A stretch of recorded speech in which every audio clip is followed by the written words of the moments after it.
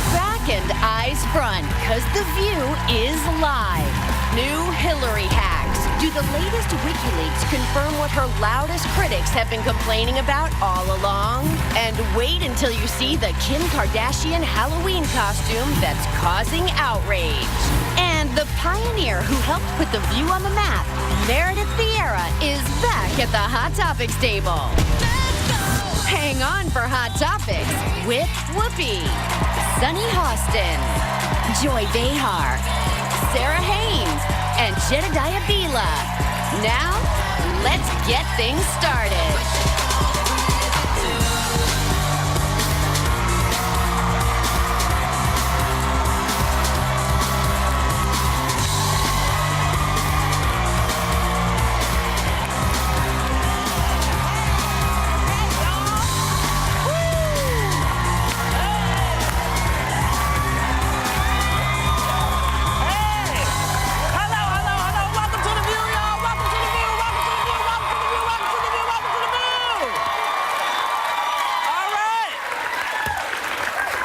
Joy, you want to clear something up?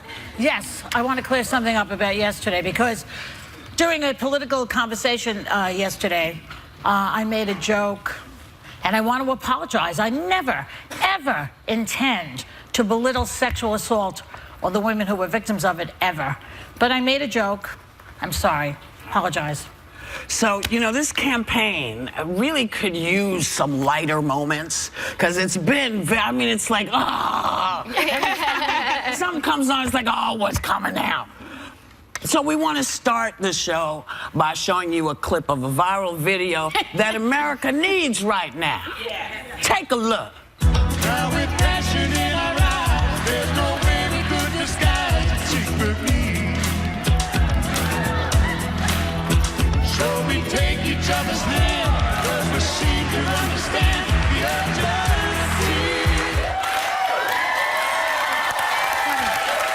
I wanted to see the lift. I wanted to see the lift at the end. That's all I needed to complete my life. I mean, it was just, whoever does these mashups, please do more of them, because we could really use a laugh. I mean, I see people going down the street, and they're just, people are like in little balls, you Angry, know, crazy, mad, and just, you know. Tough times.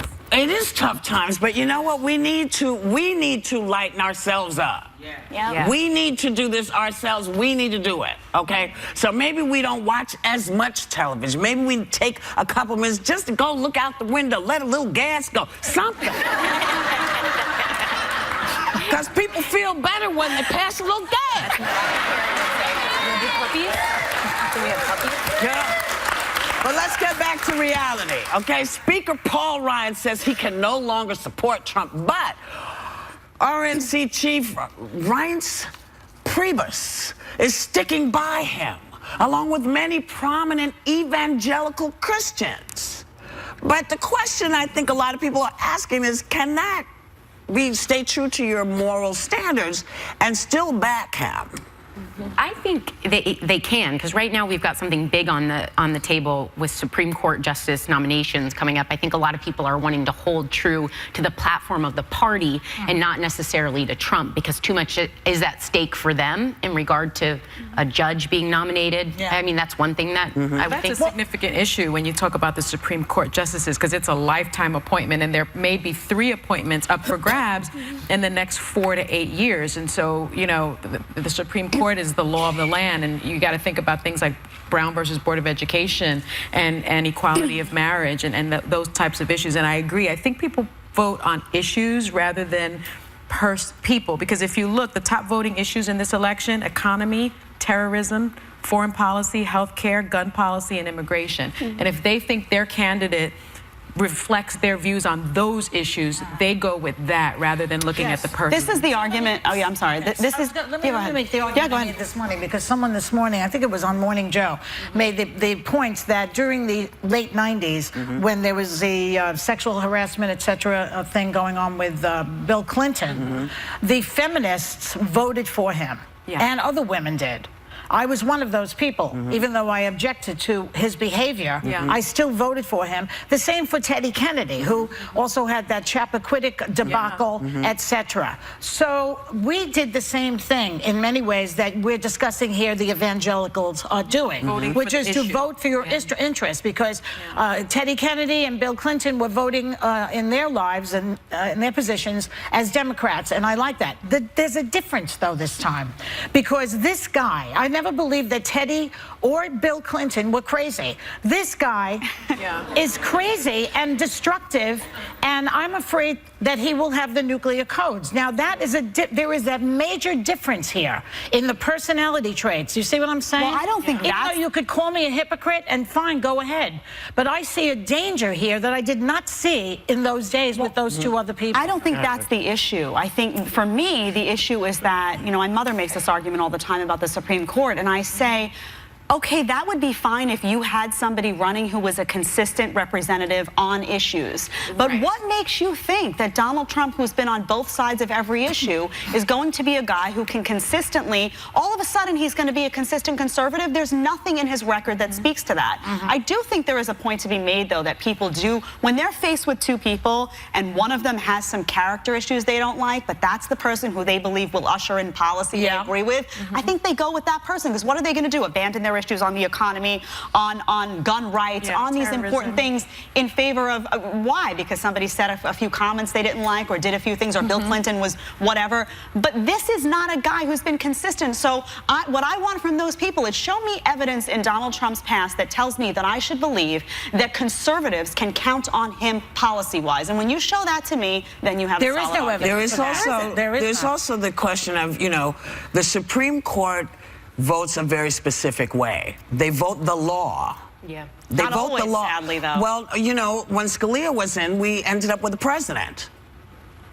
You know, they're not supposed to elect presidents. They're not supposed to do, they're not supposed to do that. You know, that's not their job. Their job is to interpret the law. And so, as we've seen, you know, Justice Sotomayor on an issue, and I'm trying to remember exactly what it was recently, did not vote as everyone thought she would, because by the law, for her, it was incorrect. Things had to be fixed before she could back it. And what I feel we see, because we've seen it with Justice Roberts as well, he doesn't always vote conservative. He votes the law. So whoever comes in, we won't ever know what they're going to vote just because they were brought in by a Republican or a Democrat. And you know, people don't have to agree, but since Scalia's been gone, I like this court. I like this court because they're kind of going, well, wait a minute, this doesn't make any sense to me. Why are we doing this? Why are we talking about this? It is important, but I think to assume that people will just vote the party politics is wrong. But I think they mean more that how they interpret the Constitution. You can correct me if I'm wrong on this, Sunny, that typically conservatives are more strict constructionalists, whereas Democrats tend to believe in more of a living Constitution. Is a living and breathing thing, and changes according to the times. And we know that it does, because if it didn't, we'd still be property. That's right. So it is, you know, they still treat us sometimes like we are, but we're not. But that's not my perception of the court, though, if I'm being honest. I mean, I look at the court, I wish that the court acted the way you're describing. That's what the court should be. The court should look at the Constitution. They're there to uphold the Constitution, and their personal opinion about issues should not come into play. But there's a reason. They have to interpret it, right, and to interpret it. But there's a reason when a ruling comes up, you have liberals in this country saying, oh, thank gosh that these people are on the court, and conservatives saying, thank gosh these people are on the court, because generally they do rule that way. Generally they do. There's some surprises, but there are some surprises. But you cannot assume that there won't be. And so I'm just saying that just because Donald Trump gets elected and he appoints someone does not necessarily mean they're going to follow the conservative or the Republican. There's so many. You like black people. There's so many names for y'all. But we do need a ninth justice. We do need a ninth justice, because what concerns me now is you've got 4 and 4, and there's so many important cases coming in front of the court, and they can't really make binding law. They can't make a decision. They've made 2 decisions, and they've been very good ones. But if you want to talk about it later, we can. If you don't, we'll move on with more hot topics when we come back. Coming up, mom guilt. Celeb moms open up about how they handled the crippling fear that they're doing it all wrong. No matter what your political view is, you just gotta tell them, Whoopi. Exercise your rights to vote this November. So vote your view and register now to vote. It's easy. I mean, really. For more information, go visit our website. Let's hear it, people! And Welcome back. So The Apprentice producer and devout Christian Mark Burnett could be sitting on more offensive video of Donald Trump, and people are saying, well, he has a moral obligation to release this to the American public, and maybe he doesn't. Does he? Should he? Are there any groups left for him to offend? I'm trying to think, who else is there now? There's, you know?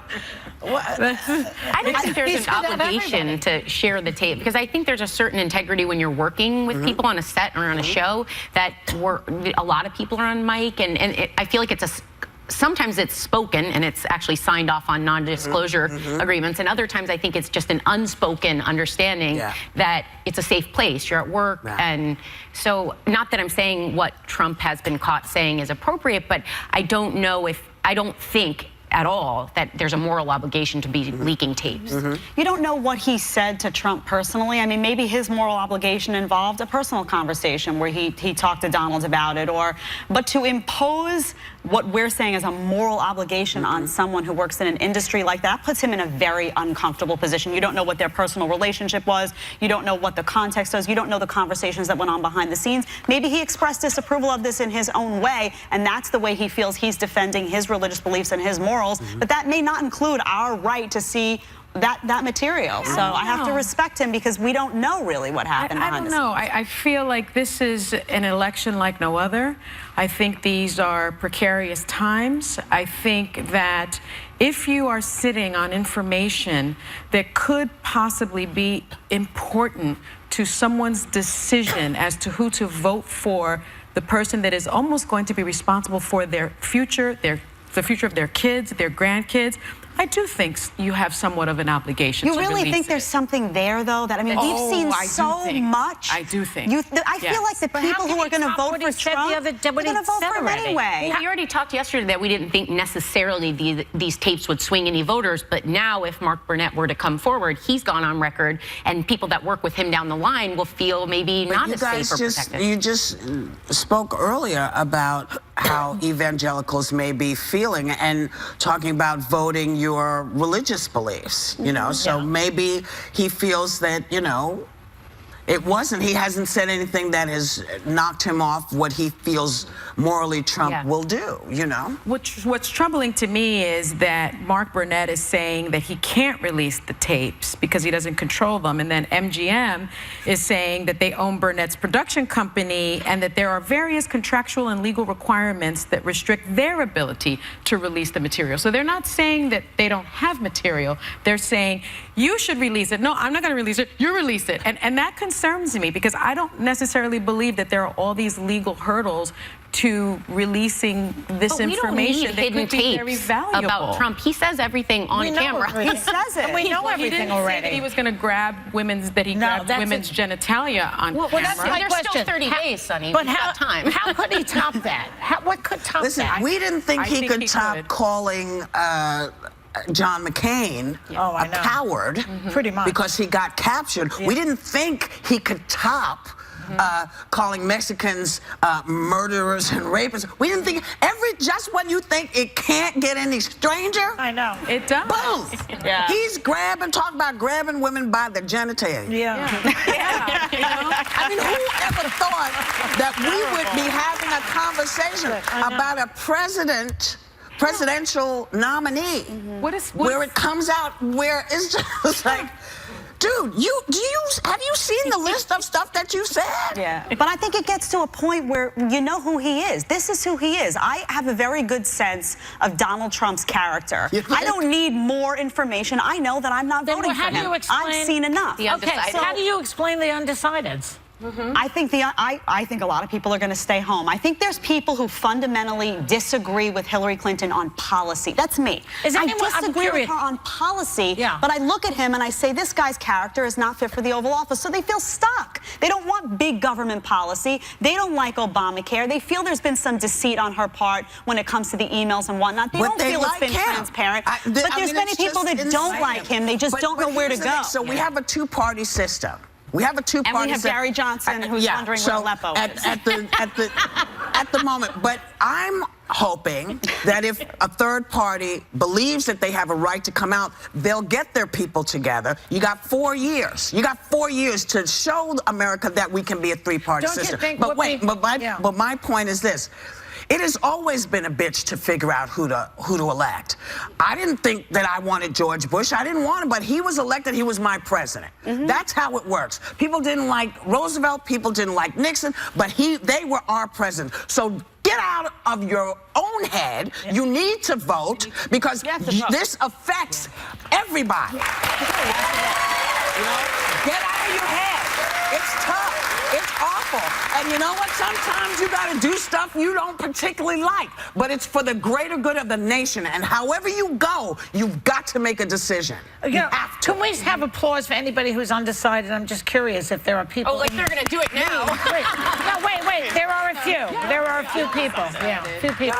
And I think part of the decision will be, like Jed is saying, they're undecided, so do they vote for what they consider the lesser of two evils, or do they just stay home? Or do they I write think that's somebody one of in the to exercise their voting right, Write knowing somebody full well in, they could but write you don't somebody in? have. Nobody's You feedback. cannot. People have died for the right to vote in this country, and to slough it off because one of the people you don't like one of the two of the people. Sorry, this is the world we're in. You gotta pick. You gotta pick. I don't think people sometimes make the connection between politics and their personal life. There is a direct connection in the way presidents and the Congress run the country that affects you personally. That's what people need to understand. Healthcare. And you have to. And you do not have the right to leave it to somebody else to make the decision for you. Because if you do that, you don't have the right to bitch. We'll be right back.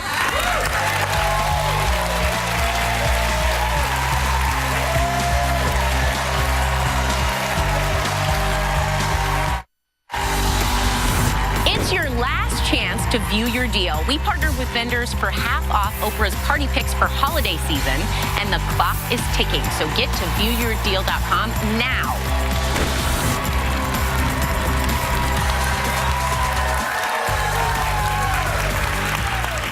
Welcome back. There are- Somebody broke up. Yeah.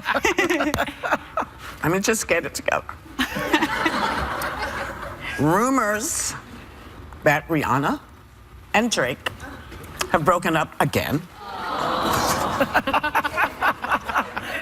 because their schedules keep them apart too much.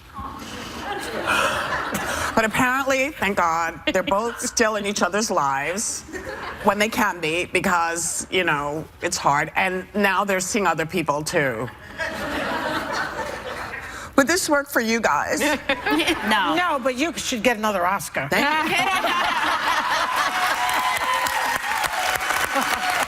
Yes, I concur. But I mean, people are, again, another thing people are losing their minds about. Because they're saying they're going to see other people because maybe they have an open relationship. When you're seeing other people, the emphasis is the other people, I think. You're breaking up. Yeah. Like, People like the idea of saying an open relationship, it sounds so nice. And then they go to do it and they're like, who is that girl? You know, like immediately. And that's me too. I could never, like, ever do it. I don't like it. I don't even like to share my food, let alone my man. I don't want to share. And you're upfront about that, right? You're upfront about that from the very beginning. I go maybe 2 dates and then I'm like, so, you know, what's up? Like, I want to know, you gotta come hard for me and like want me and like. You might want to rephrase I'll reword that. leave it!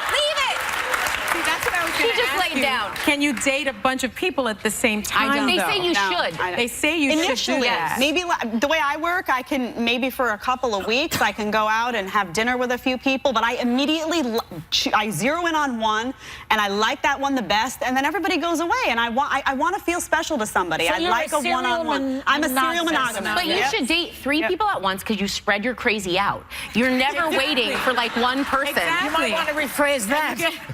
That was the most accurate way to state it. Have you met me? And you get to know different people. I do think, though, once you get in your feels about someone, it's very, very difficult to see that they are dating other people. But millennials are apparently doing this all the time now. Only half of them want a monogamous relationship. But doesn't it have to do with if you're looking for monogamy? If you're not looking for monogamy, that's how you should be dating. But this is what's interesting. Only 51% of people under 30 years old reported that their ideal relationship is completely monogamous, and 60% say they're in that the relationship they're in is completely monogamous. But 70% of people 65 and over, they say they only want to be monogamous. Oh, well, there's a lie to that. No, because I don't want to be monogamous. Ever. Those people who... For you, what? No, I Well, don't. he hits I don't and like runs. it. I'm a hit and run. No, I'm a hit and run. I've always been that way. But I do think that's unconventional. Like, I see a lot of my friends, and they're dating different people, but the minute they get in their feels about one particular person, it drives them crazy that he may be interested in other And I people. don't know it's a many nice women idea. that do It's what a you nice do. idea. No, to because women have been told this makes you a hoe. We've been told that we can't have. Yes, you know, in the old days, men would take their sons to initiate them. Women were never given that. But what I understand about myself is I don't know that monogamy will work for me because my attention span. To the hit and run. Well, serial monogamy doesn't necessarily say it has to be for a long time. You can do it for 2 months, and then the next one, and then. Well, that's what you know. Yeah. You can do 7 people for 2 months. Not at You the know. same time, though. I think not? it's Not at the it's a little same time. exhausting, isn't it? I mean, I would like to. Joy, Joy, talking it's about not that kind of stamina? show. I always felt that I would like to be a person who could do that. juggle a But you few, may but I be never somebody. could. You may be And the somebody minute who the guy likes has a more traditional relationship. No, well, I love the Notebook but and I that they end also up together Oh, and God. they kiss in the rain and We live in a movie. Sarah and I live in a movie. it's No, not we do. over. It's never been over. I like that. Okay. I enjoy that. Yeah, but that's why you went and pulled phones out of walls and stuff. See, y'all. Spread your crazy out. Spread your crazy out. Yeah. No, why don't you use that? You need to talk to me. You have no phone etiquette.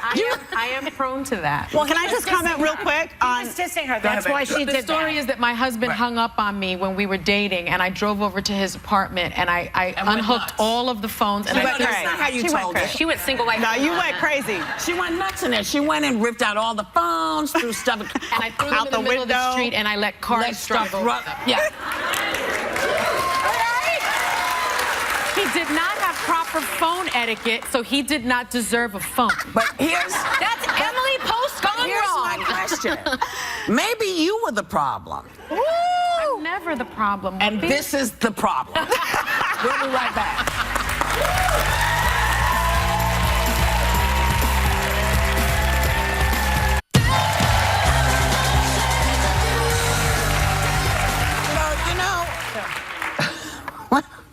We teased how to buy happiness. I just find it such a bizarre thing to be talking about. It says spend money on experiences with others.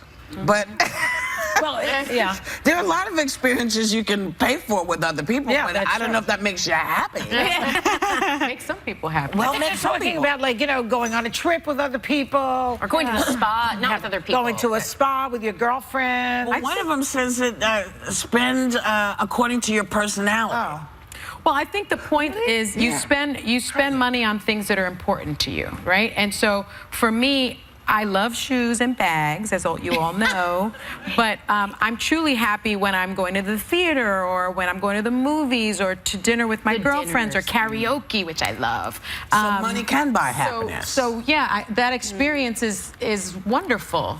Well, maybe whatever money you have directing it towards, those types of things, like activities, because I love the spa. I love splurging on an expensive gym class, because you know, like those trendy classes are They're expensive. expensive. But like I'll make it like the thing I'm doing for the week or something, you know, good food, drink, always a good thing. Right? Wine tasting. Wine Does a massage mean yes. that That counts. does that mean you're with other people? Not You don't really. know. I hope not. That's not pleasurable. Well, it depends on if you're getting one with your spouse. You Yeah, know, but they I have still those don't two need them people there when I'm spouse. doing Need them that. there. Just No. I don't listen. I don't do them. I'm just helping you with this thing. You know, I mean, because I never thought of buying happiness. I always thought you had to sort of be happy. Because if you're a crank, I mean, none of this will make you crank. happy. I think Well, that's true. I think money, though, money makes life easier. It does. It gives you can, peace of yeah. mind. It Yeah. does. And I always found, because I didn't have money growing up, and I used to have friends that had a lot of money, and they used to say, oh, money can't buy happiness. And I used to say, that's because you're sitting on a pile of money. You're saying that. I didn't have that, and I felt like, you know what? If you have money, you can pick up and you can go on a vacation. You can go, you know, to Bora Bora and be in one of those And you don't bungalows I worry can't about your Get a fancy afford. coffee and not feel 5 guilty. piece. Bungalow in Bora Bora, my Yeah, dream. That's my dream. No, that's what I want to do. But it's $5,000 a night, and your average person can't do that. So there's a struggle. People who don't you have don't money have to go to Bora sit in Bora. life. You can go to that's a long Asbury. flight. You can go to Asbury Park in New but Jersey. you know how they say only rich people can afford to have a nervous breakdown? It's true. If you don't have Actually money, is and not you, true. Really? Yeah, poor people have nervous breakdowns all the time. But they can't All the escape time. it. They can't escape Well, it. nobody can. Listen, you can't escape your life. The only way to escape your life is to leave it. You know, that's not a good Have option. you been to Bora Bora? I've been many times to Bora Bora. Really? I haven't. Did you have a bungalow over the I water? did. Yes, I did. Oh, I'm so jealous. But you know what? I so want that. I'm gonna Take us tell with you. you, Whoopi. I'm gonna tell you what happened. It was a great vacay. I went with the person I was with, and we fought the whole time. That's why you don't bring anyone. So the idea that just because you can go do the things you want to do doesn't guarantee That's you're going to be true. happy. So you have to bring it with you first. You have to. You got to get it. My friend Lewis says it's an inside job. It is an inside job. Yeah. You know. And time with family over money. Time with family over Depends on the money. family. Depends. What? Say that again. Time with your loved ones. I love my over family money. for a few days in a row, and then it's Time with your family over money. Or look, your loved ones, because that you can't get back. You can't get that back. But I don't understand the correlation. Time with your children. One of the things they say in the end is, in this article, in the end, happiness may not come down to spending. The happiest and most satisfied people emphasize time over money and focus more on family and faith than the ritual of giving and receiving. So basically what that says, though, to people who may not have families, Or friends. is that you know, some people are loners. Yeah. I still say you got to bring your happiness. You got to bring it. You have to bring it. Doesn't matter. But, You gotta bring it. oh, we'll be right back.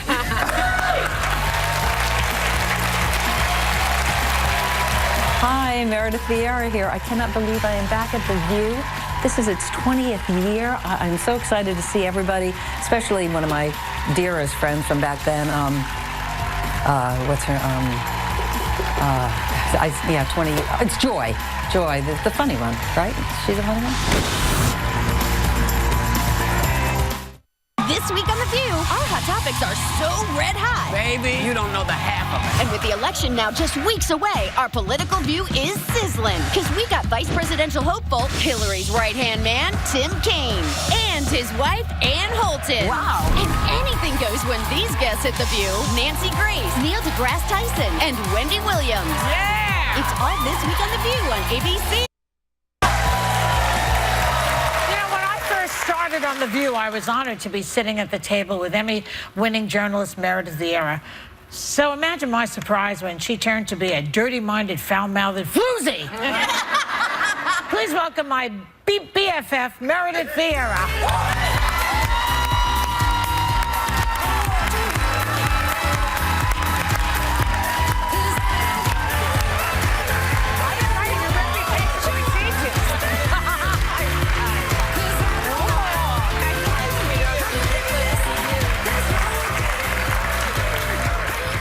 What was that about? Well, no, that's just love. That's everybody. That's just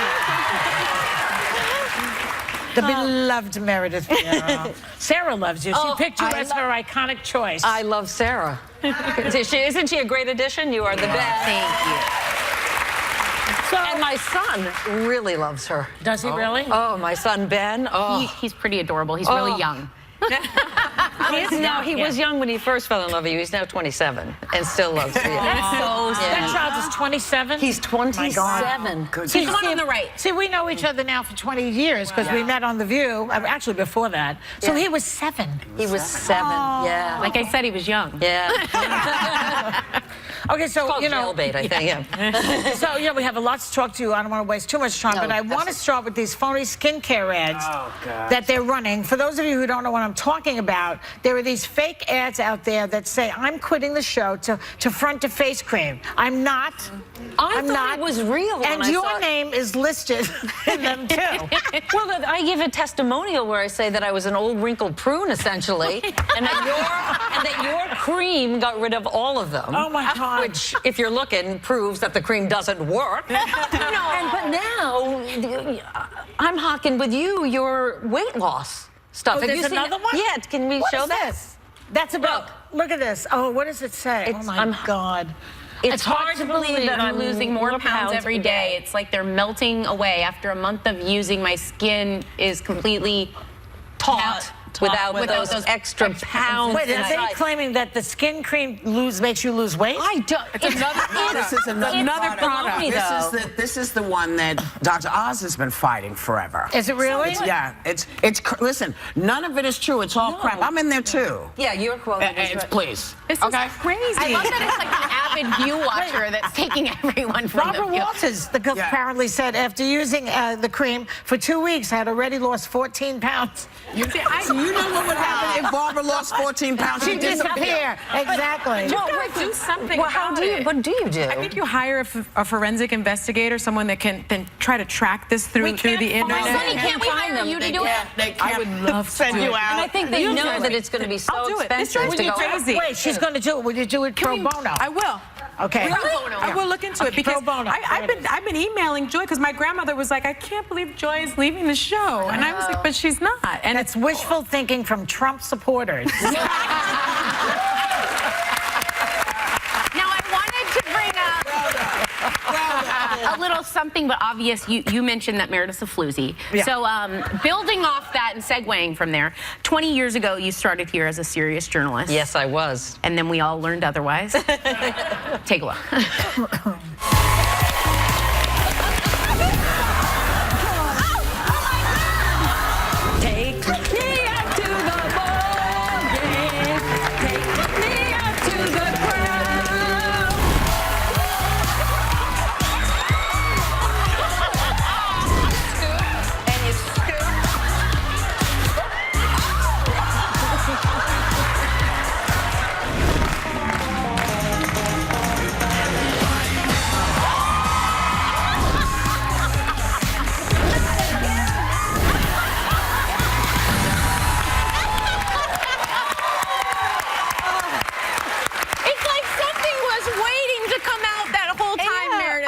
With 60 Minutes before that. I was respected, but I had never had the opportunity to give my opinion when you're in the news business. And it was like I was a caged animal suddenly free. And everything was hanging out, including my breasts. And it was unbelievable. That's the real you. That is the real you. I've got a little bit of a kook side, yeah.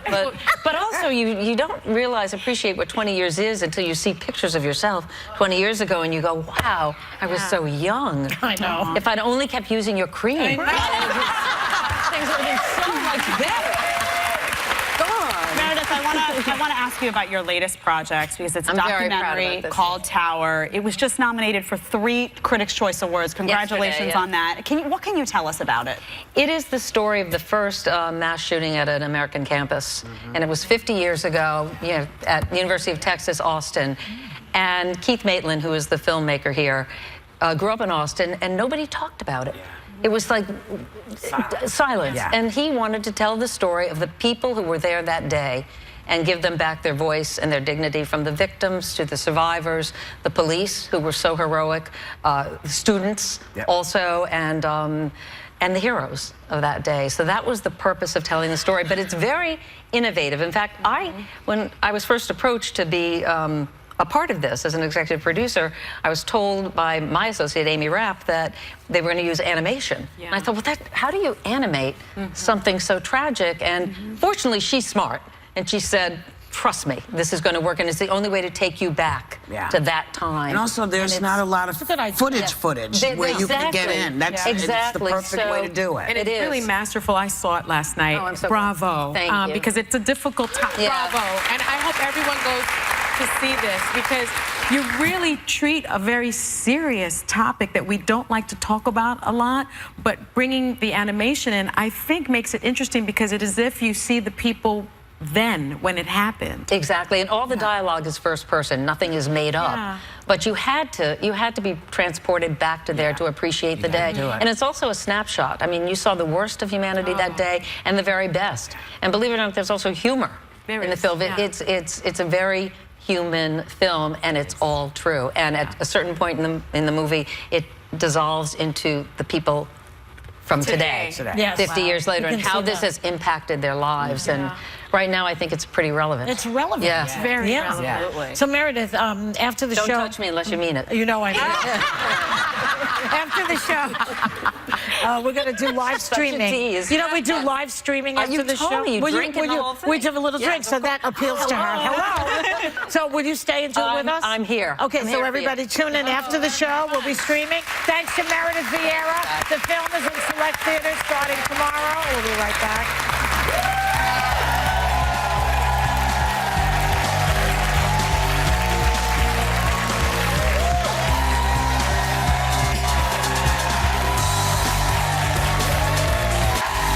Wednesday.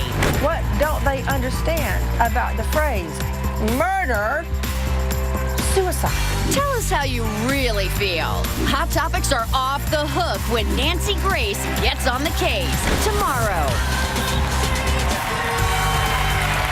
And tonight on Nightline, Sunny has a very revealing piece about Donald Trump's business practices.